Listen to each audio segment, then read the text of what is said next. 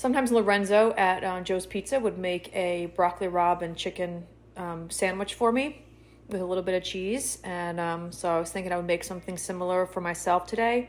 And then recalling, actually, one time at a hockey tournament down in Philly, we went to this deli, and all my men hockey friends and women will probably remember this great deli that had this broccoli rabe and pork sandwich.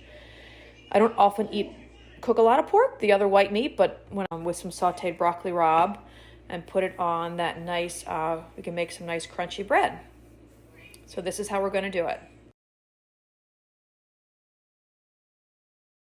I really like it, and so I got some really nice Italian bread, and we're going to season up this pork tenderloin and then let it braise for a couple hours, and then slice it up later. Okay, so we're going to keep this on the more basic side today. So I have this just regular good old Italian seasoning. So we're going to sprinkle really well all over the pork here. Some salt and pepper. And we're going to take, sorry about that. We're going to take some just regular olive oil here. And we're going to sear the pieces of pork in the pan here, so they get some good color on them. We're going to remove them.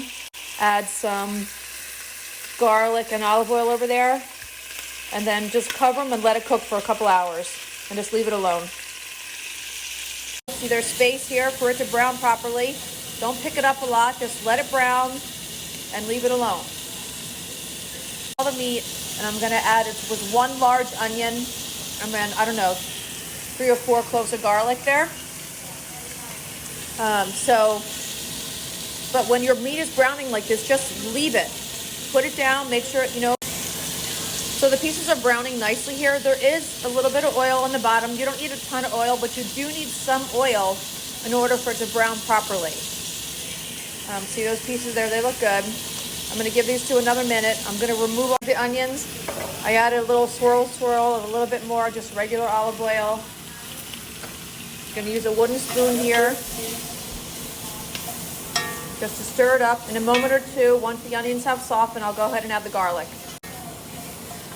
This is going to help clean the bottom of the pan there.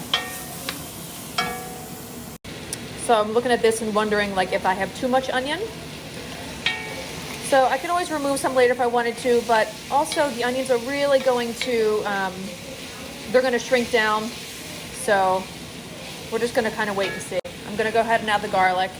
I could always take some out if I wanted to later. But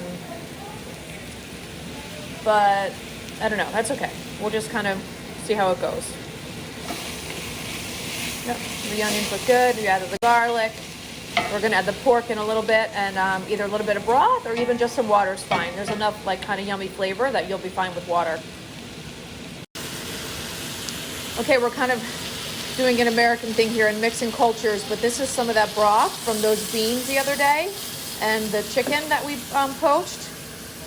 It was that really yummy broth that I just kind of drank for lunch. So I added some of that, and then we're going to add a little bit more water. We're going to make sure this is a little more covered. You want it 2/3 of the way covered. Okay, so that's nicely covered. It's got a nice boil here. So I'm going to now turn it down. And this is my slow cooker. I don't really own, the other kind of slow cooker. Any kind of nice enamel cast iron pot that you have would work just fine for this type of slow cooker. And it's on low. Leave it alone. I might just push it to the back burner just so it's a little bit more out of the way. And let it cook for a couple hours and just leave it alone. So in regards to the broth, if you don't have chicken broth or anything, you could just do water like I mentioned. You could do a little bit of wine in there, white wine with some water. You could throw in a little bit of beer in there with some water. So kind of get creative based off what you have.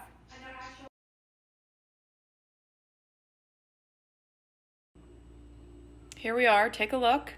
It looks good. I took the lid off about an hour or so ago, just because I wanted some of the liquid to reduce, and so it's pretty tender. I still kind of want to be able to slice it though, so I don't want to mess with it too much. I don't want to completely shred it. So just let it kind of sit. Okay, so I'm just prepping the broccoli rabe here. Remember blanching, right? You have to add salt to the water, heavily boiling water. And then my ice bath is ready. There's ice in the water. So I'm gonna check it in a minute. Flop it right into the ice bath, and that will shock it and stop the cooking process. And then over here, we're gonna make a roasted garlic aioli.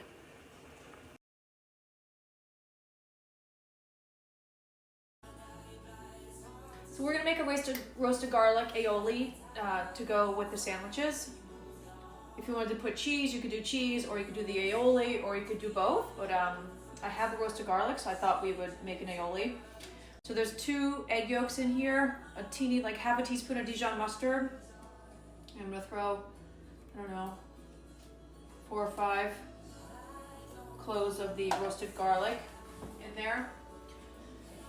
And just a teeny bit of lemon zest, just to give it a little kind of citrusy note here. And we're gonna start adding the oil with the immersion blender. So when you make an aioli, you're making an emulsion, right? So you're kind of combining like an oil and a water, so to speak.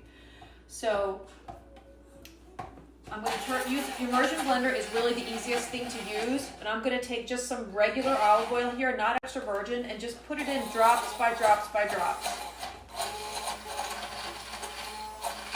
A little bit at a time until it starts to come together. Can you see it? Can you get closer to the aioli here?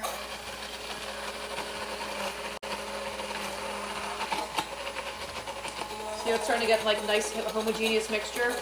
So keep going, keep going, keep going. Make it nice and thick. And then we're going to start to add a little bit of the extra virgin, but for now we're just going to go with the regular. So when we were doing the last thing of aioli, I could tell that all of a sudden I was like, oh, it's not working, it's broken.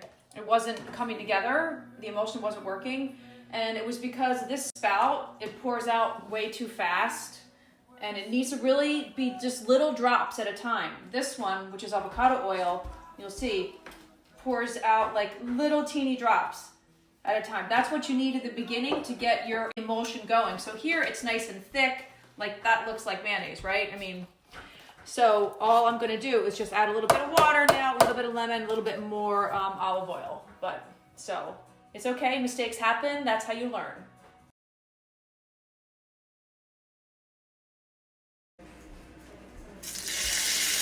I am gonna saute the broccoli rabe a little bit. And a little bit of garlic. Because obviously it's nice and cold right now.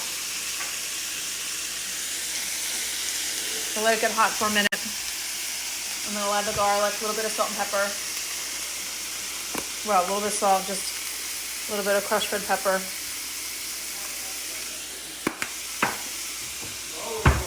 And I'm gonna start to slice up the pork. And I definitely would have used that amount of onions because the onions have really dissolved and it looks great. So the broccoli rabe is cooking, it's fine. I'm just gonna turn it to low and let it sit. Here's the pork. Like I've said before, don't be afraid to use your hands while you're cooking. Sometimes it's just easier than using a fork. It looks good. You know, you could have used like a really fattier piece of pork, like the pork shoulder or something, but I just saw the pork tenderloin at the store and I just was like, I think that's fine. We're gonna go with that.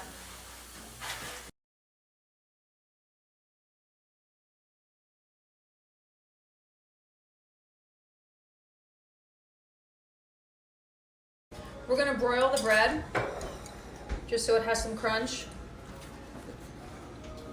Put a little bit of olive oil here. Only one side.